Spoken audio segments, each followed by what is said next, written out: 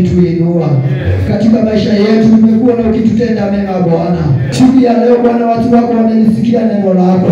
Wameleta sadaka hizi na mafungu haya katika madhabahu haya. Bwana, ninatangaza baraka juu ya maisha yao. Ninatangaza ulinzi juu ya maisha yao. Za neno lako kuliko majina yako. Ahadi zote ambazo umeahidi Bwana, tunaomba na hata kuamini. Amen. Tuko tayari kusikia kutoka kwako. Hudumia mioyo yetu siku hii ya leo. Bwana, tunakemea kila roho ambao huja kutuzuilia kusikia mapenzi yako. Wacha Bwana ukafungue masikio yetu, tukasikie kutoka kwako katika jina la Yesu. Naomba tusimame tuko dakika moja. Tusimame tuko dakika moja. Mstari wa 18. Mchana wa leo nataka kuzungumzia kuhusu maombi ya kufuatiliza. Sijui kama hiyo ni Kiswahili sahihi, persistence. Yaani ya maombi ya kuongea kuhusu persistence prayer. Na najua kwamba Bwana atatubariki katika jina la Yesu Kristo. Katika kitabu cha Waefeso mlango wa 6 mstari wa 18, maandiko inasema hivi: kwa sala zote na maombi mkisali kila wakati katika roho, mkikesha kwa jambo hilo na kudumu katika kuwaombea watakatifu wote. Mkikesha tena kwa sala zote na maombi mkisali kila wakati katika roho, mkikesha kwa jambo hilo na kudumu kuwaombea watakatifu. Naomba tuketi katika jina la Yesu. Si kuomba tu wakati maombi yamepangwa. Ni mpango wa Mungu na kusudi la Mungu kwa kila Mkristo kuomba. Jina la Bwana litukuzwe sana. Amen. Jina la Bwana litukuzwe. Amen. Kwa hivyo mpango wa Mungu ni tukue katika maombi. Kwa sababu wakati tunaomba, wapendwa, kama kuna mtu anaomba, kuna Mungu anasikiza.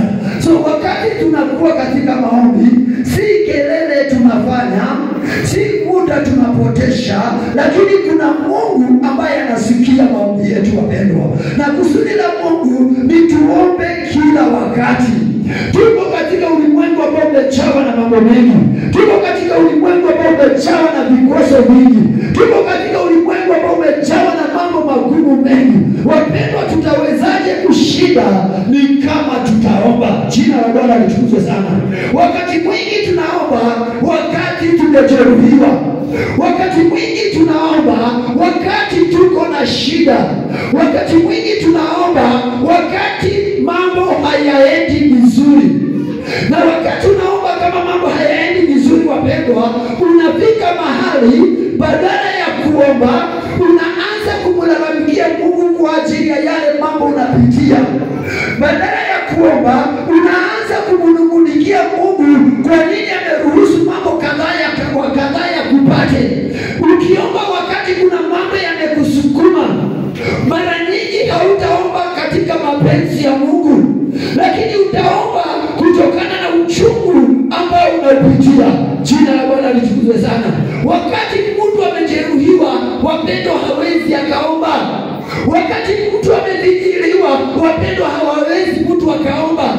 So wakati mwingi, wakati tunaomba, maombi yetu yanakosa kujibiwa, kwa sababu wakati tumejeruhiwa, ni uchungu unatoka katika moyo wetu, ni malalamiko yanatoka katika moyo wetu, ni manunguniko yanatoka katika moyo wetu. So wakati tumejeruhiwa, inakosa kuwa nafasi nzuri ya kuomba. Lakini kama tutaomba kila wakati wapendwa, maombi yetu Mungu atasikia.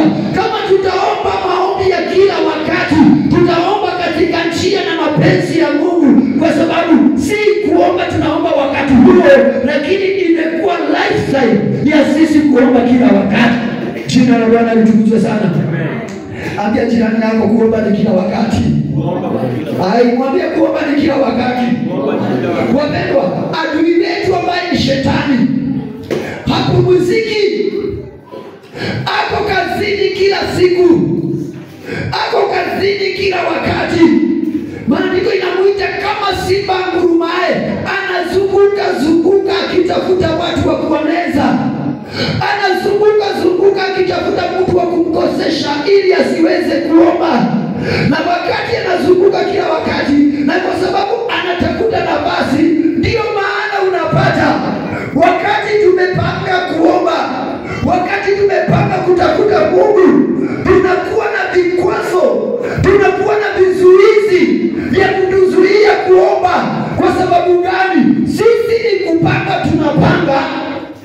Lakini adui yeye ako kila siku kazini akitafuta mbinu, akitafuta kutuzuilia, akiweka mikakati ili kwamba tusiombe. Lakini sisi tumepangilia kwamba wapendwa, adui kila wakati anazunguka, adui kila wakati yako kazini. Na kusudi lake ni nini? Ni kuachilia vikwazo juu ya watu, kwa sababu wakiomba kuna Mungu anasikia. So ata make sure ametafuta vizuizi, ata make sure ametafuta vikwazo ili tusiombe, ili Mungu asijibu maombi yetu. Jina la Bwana litukuzwe sana. Hata ile tukuomba kwa pamoja wakalale, wapendwa, siku hizi ni ngumu. Hata ile tu ya kuomba wakiwa kwa meza waombee chakula, washukuru kwa sababu ya chakula, wapendwa, siku hizi ni ngumu. Kila mtu anafanya kila kitu kivyake, kwa sababu adui kila siku anatafuta mikakati ya kutuzuia kuomba. Na ukumbuke maandiko yanasema wakikubaliana watu wawili hapa. Kwa hiyo maombi yanahitaji watu wengi, inahitaji kukubaliane. Wakikubaliana watu wawili ama watatu, wakifunga kitu mbinguni kitafungwa, wakifungua kitafunguliwa. So unapata vikwazo vimeingia nyumbani ili kwamba msiombe pamoja kama jamii. Kwa nini? Adui yako kazini. Shetani ameachilia vikwazo makanisani, watu hawawezi chukuana wakaombe. Kwa sababu tukiomba, wapendwa, Mungu atatusikia. So anajaribu kutugonganisha, anajaribu kututenganisha, tusikue na tusinie pamoja, tusiwaze pamoja.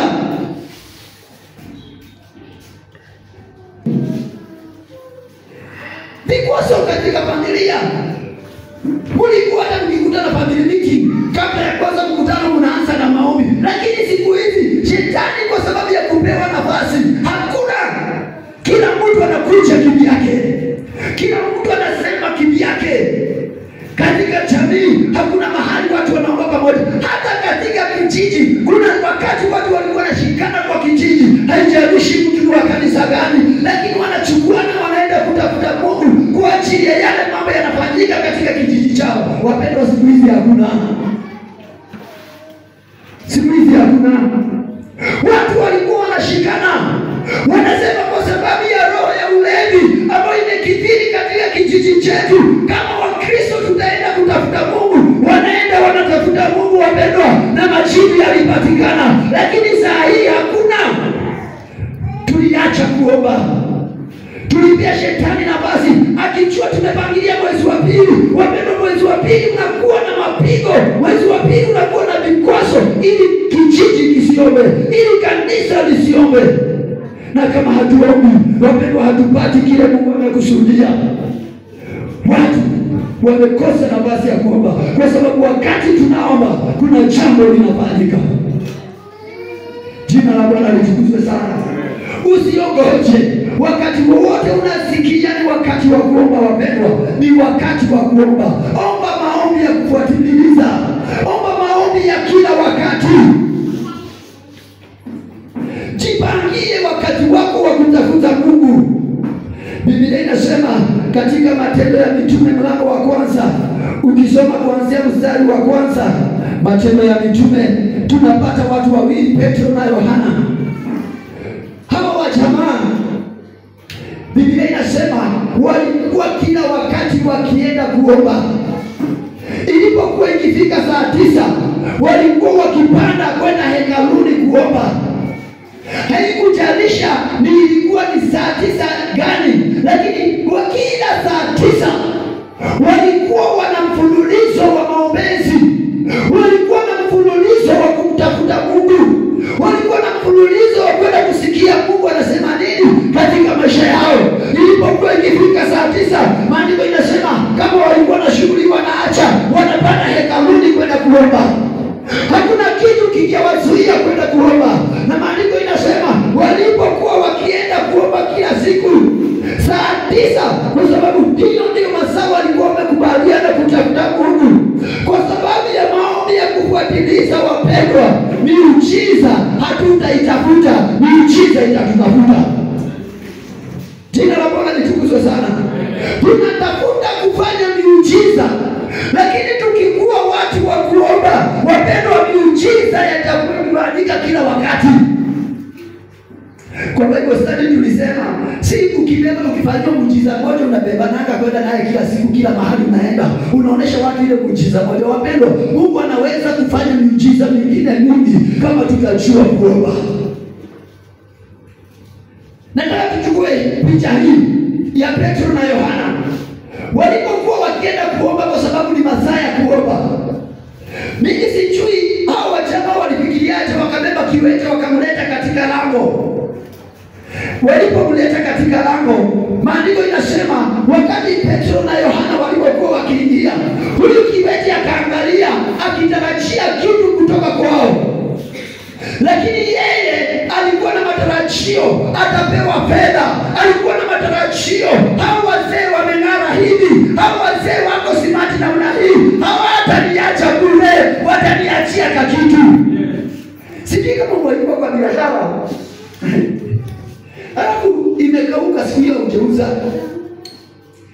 alafu sije huko hapo uone mzee amekuja tu na suti vizuri, alafu mimi nakwambia ukimwona na nilivyo imekauka unakusudia sasa at least Mungu ameleta kaso, na unaanza kujifariji Mungu ameleta.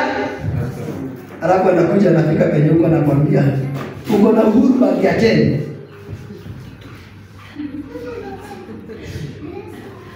Jina la Bwana litukuzwe. Ukikuwa mtu ya kuomba miujiza, hautang'ang'ana kufanya miujiza. Najua Petro hawakushinda hapo wakisema katika jina la Yesu tunakemea, tunang'oa. Petro hawakuwa na wakati wa kukemea na kung'oa, ilikuwa wakati wa kwenda kuomba. Zinaweza pita hapa bila sisi kujua, si ndio? Si ndio? Inaweza. Kama haina mgonjwa sitapita hapa bila sisi kujua. Lakini ikiwa na mgonjwa, mimi nakwambia inalianga. Na hivyo ndio Wakristo wengi tuko. Wakati iko shida kwetu wapendwa, wakati hiyo tutafunga siku 40, tutafunga siku 12. Inalia ikifikisha mgonjwa alivaro. Hata ikirudi hakuna mtu anajua inapita. Hata hakuna hata nakwambia hata mkokoteni ikiwa kwa barabara hawezi pigwa huyu. Itakoje mkokoteni iende mpaka ifike mahali pa overtake. Lakini wakati imebeba mgonjwa wapendwa, kila kitu kinawekwa kando ifanye nini? Hatuwezi maomba kila wakati.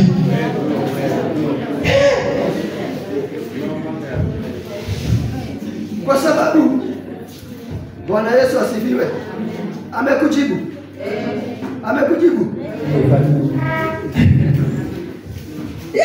Katika jina la Yesu. Baba tu, na kwa sababu imekufika sana hakuna mtu atakwambia ulipuke. Yaani utalipuka tu peke yako. Kwa sababu imekufikisha mwisho. Lakini sije unakuja maombi ya shukrani. Maombi ya shukrani sasa Mungu alitenda. Hata ukikuja sasa yote Mungu kulipuka hakuna. Baba ninakushukuru. Mungu wewe ni mzuri. I worship you Lord. I glorify you. You are so good. You are so wonderful. Lakini siku ya shida wapendwa ilikufika baba kama unasikia Mungu asikii Kiswahili unaanza madhara. Kwa sababu Baba unanipenda, kwa sababu Baba unanijali. Unasikia sasa hata Kikuyu ndio Mungu anasikia vizuri. Ndio Kiluya ndio Mungu anasikia vizuri. Unaomba. Lakini siku ya kushukuru wapendwa, hapo ndio kizuri ile ulisoma ndio nakutana. You are so merciful God. I worship you. I glorify your name. I exalt you Jesus. Wewe maombi ya ambulance. Bwana Yesu asifiwe. Uliza jirani na ubara gani? Wewe ile nguvu unatumia wakati umepindika. Jina la Bwana litukuzwe sana. Hata wakati Mungu anatenda, hapa anakuja na kutafuta ile maneno mazuri tunaya na hapa anapasuka. Baba ninasema ni asante. Maneno ya kinywa hayatoshi. Bwana umetenda.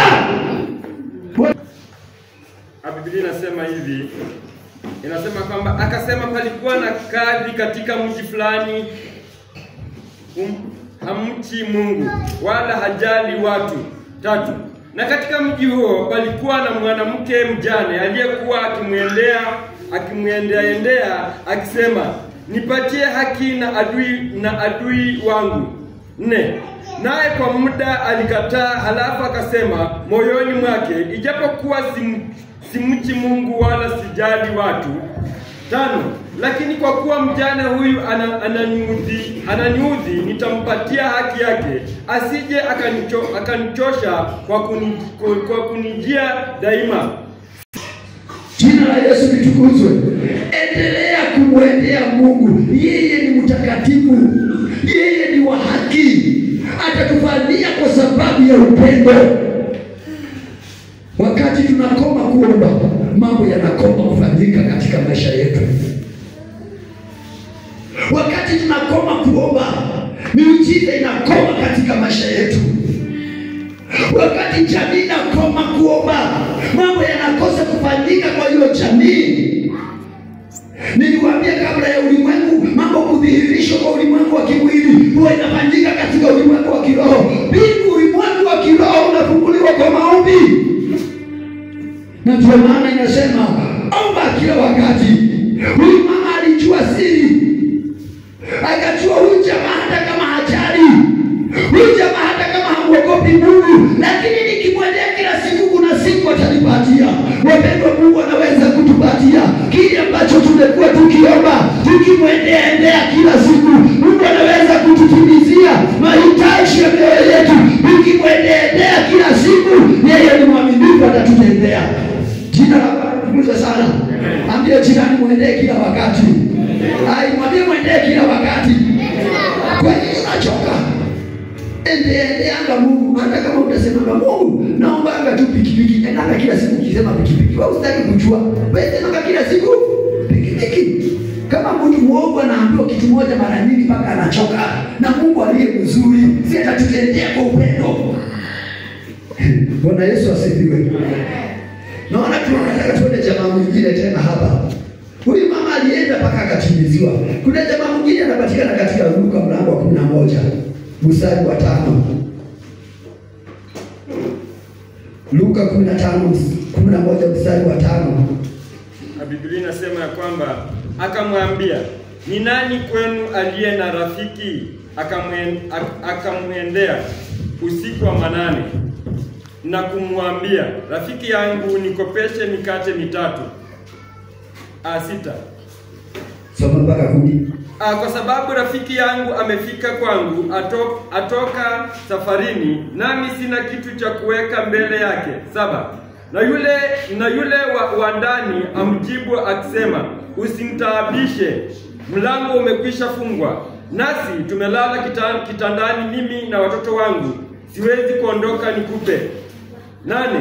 Nawaambia ya kwamba ijapokuwa haondoki ampe kwa kuwa ni rafiki yake, lakini kwa vile asivyoacha kumwomba ataondoka na kumpa kadiri ya haja yake. 9. Nami nawaambia, ombeni nanyi mtapewa, tafuteni nanyi mtaona, bisheni nanyi mtafunguliwa. 10. Kwa kuwa kila aombaye hupokea, naye atafutaye huona, naye abishaye atafunguliwa. Hii hadithi wanasema ni mama, lakini mimi nashukuru ni mama. Huyu mmoja alisema tumelala na watoto kwa nyumba, usitusumbue, na shukuru alikuwa mama sana. Huyu jamaa nashangaa na hii njaa ya huyu jamaa. Huyu jamaa alikuwa na njaa ya mikate 3. Njaa ya mikate? Siki njaa ya mikate 3 iko aje? Huyu jamaa rafiki akakuja usiku. Alipokuja usiku, yeye atakuwa walikula 7 wakamaliza. Lakini huyu rafiki akakuja na njaa. Na alikuja na njaa, baba shadi hiyo njaa ikuimalizwa na mikate 3. Akaambia rafiki, nipe chakula. Rafiki akaona hana chakula. Akakumbuka, na si mama Maina akosiki mikate, nitaenda kwake niombe kwa sababu ya huyu rafiki yangu mwenye amekuja. Maana na njaa hapo kwake. Maandiko inasema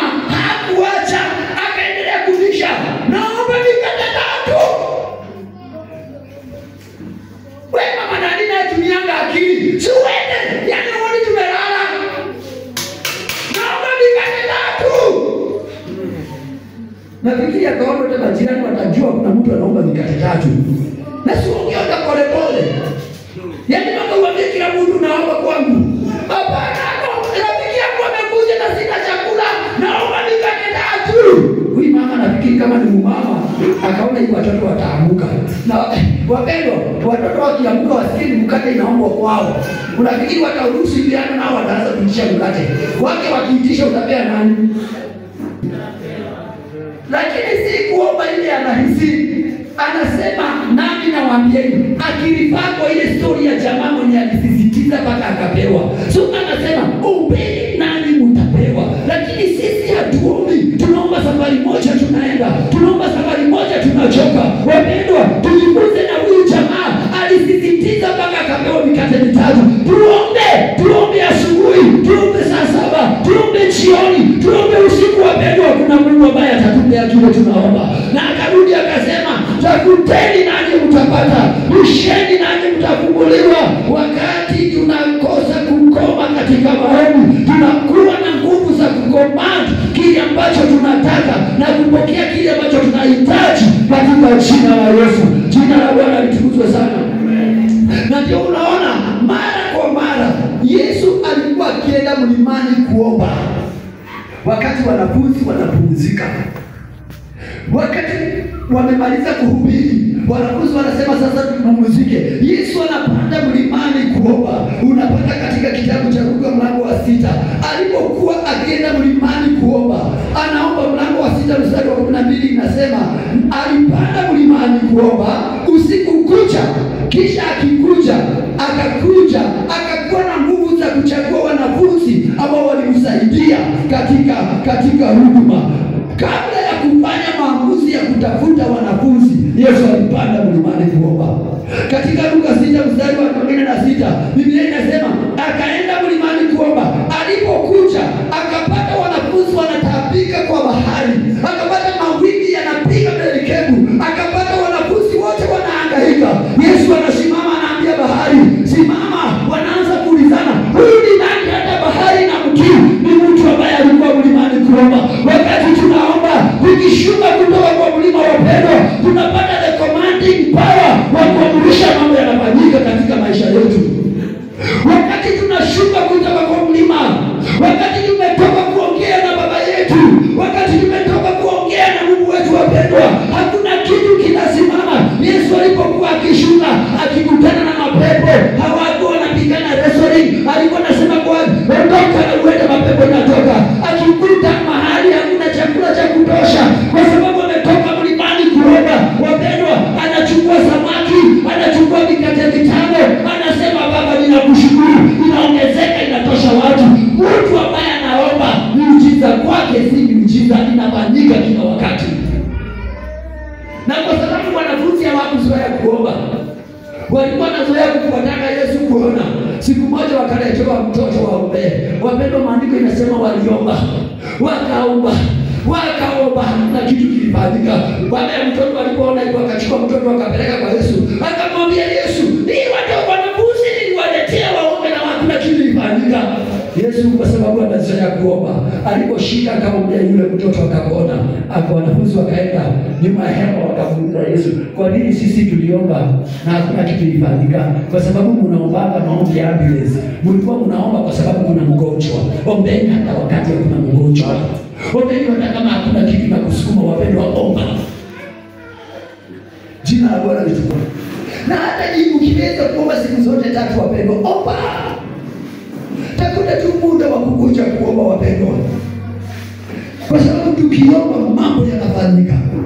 Shetani anazunguka usiku na mchana. Yeye ako kazini 24 hours. Lakini sisi tunataka kuwa kazini muda mchache na anajaribu kupiga huo wakati tusikuwe kazini. Wapendwa, ninaomba Mungu atusaidie kuomba katika jina la Yesu Kristo. Naomba tusimame na tuko Bwana mchana wa leo. Nataka tu kwa maneno machache. Mwambie Bwana tu akukumbuke. Wale ambao wanaomba wanashuhudia nguvu za Mungu katika maisha yao. Wale wanaomba wanashuhudia uwepo wa Mungu katika maisha yao. Bwana